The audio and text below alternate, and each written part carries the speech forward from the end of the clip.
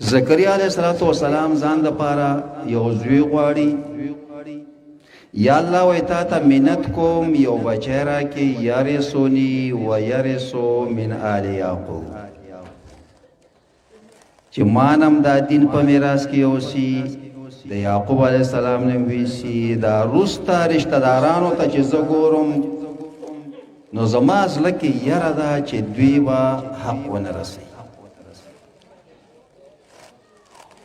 خو همدغه شان بچی د نوح علیه السلام هم دی.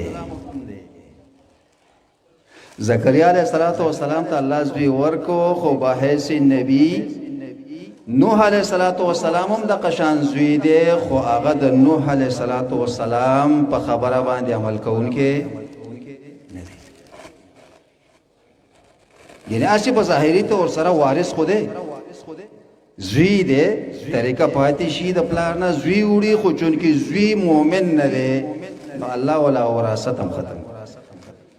انه ليس من اهلك انه عمل غیر صالح.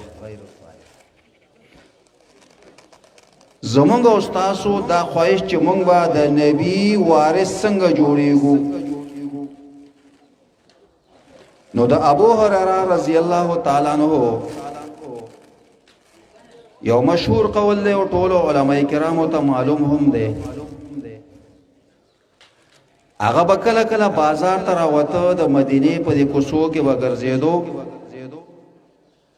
او دکاندارانو ته او نورو داسې لارویانو ته چې په هغه لار به تلل نو هغوی ته ویل چې مسجد ته ورشئ، د رسول الله صلی الله علیه وسلم طریقه تقسیمیږي، میراث تقسیمیږي. چې خلق برال المسجد ته چې او به قتل یو عالم دین بناستو، یو صحابي بناستو، د رسول الله سلام شاگرد بناستو، په دین باندې یو پویا انسان بناستو، هغه بل قال الله او قال رسول. هغه ملمانه چې و مسجد نو وتل نو چې بیا به ابو هريره ته ولیدل، تاسو به ته وکړه چې تا خپل طریقه تقسیمیږي.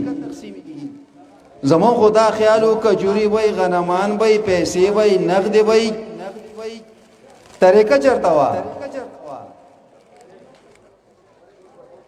نو ابو هريره رضی الله تعالی عنہ وو فرمایل چې د رسول الله صلی الله علیه وسلم طریقه څه ده؟ هم دغه دین دی چې بیانېدو.